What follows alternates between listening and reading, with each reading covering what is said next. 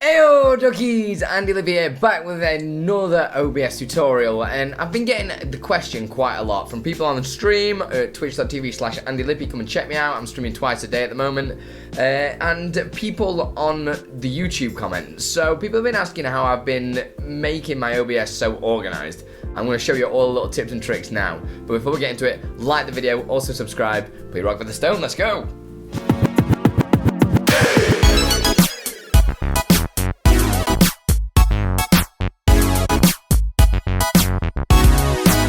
Right, so before we get into this, I want you to just take a breath because it is quite dry. I'm going to try and split these different features up into different videos so I kind of don't just fill your head with a load of rubbish and you don't learn anything. So I'm just going to explain what I am doing, and then in some other future videos I'll go more in depth on why I'm doing it, if that makes sense. Okay, so make sure you are subscribed for that. If you do have any questions after this, please let me know in the comments below, or just come and stop by the stream, twitch.tv/AndyLippy, and I'll be able to help you out. That is not a problem at all. So let's take a look at my OBS.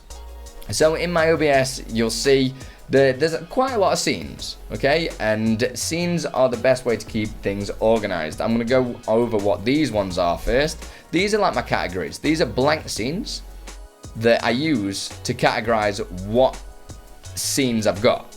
I'm gonna say scenes so many times today, aren't I? So my main scenes are all my main ones. So my starting soon, my be right back, let's chat, zooms, and also my game screen as well. And they're all under the category main. So the way that I made these categories, if I press plus and just put in a load of dashes, test, and you see it just helps keep that organized, and I'll put everything under there what that is. So that is the easiest way to kind of keep track of all your scenes that you've got, because you can't do the color codes like I showed you in the previous videos, and you'll be able to check that out just above, just up here. You can't do that with scenes. You can only do that with sources, which is kind of annoying, but I don't know, maybe they should add it in the future. So I'm going to go over what my different things are here. So you've got nested scenes down here.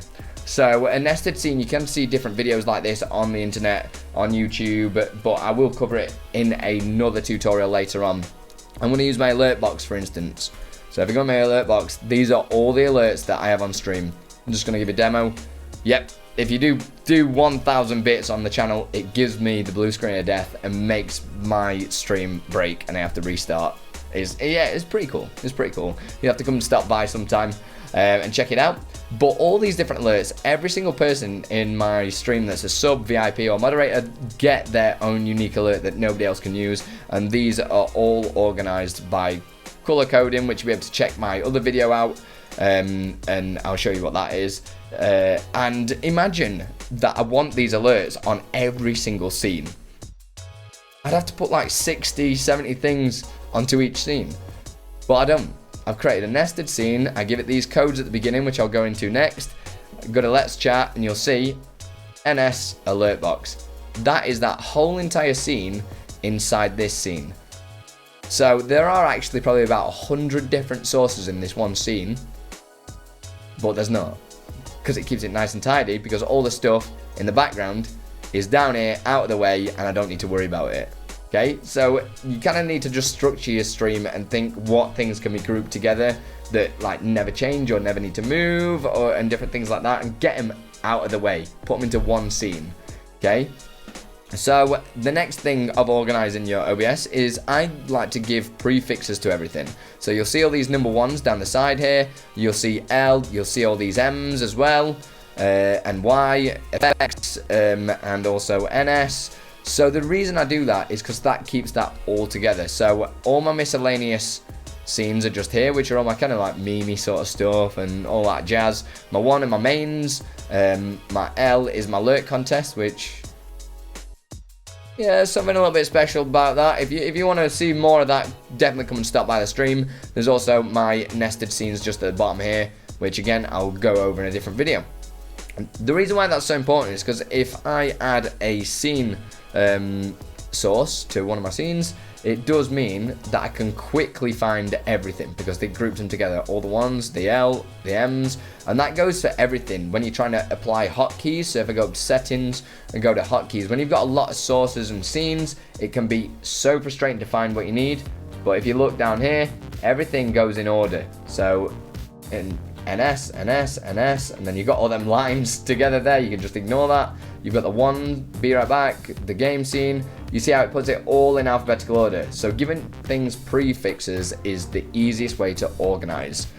The last way that I want to kind of go into organizing is using scene collections. So I don't actually use these two YouTube scenes anymore because I have a full collection of scenes that I just use for when I'm filming on YouTube, which allows me to kind of move my camera around. I can zoom in really easy and stuff like that just on the fly without having to worry about moving anything in OBS, which it's very useful.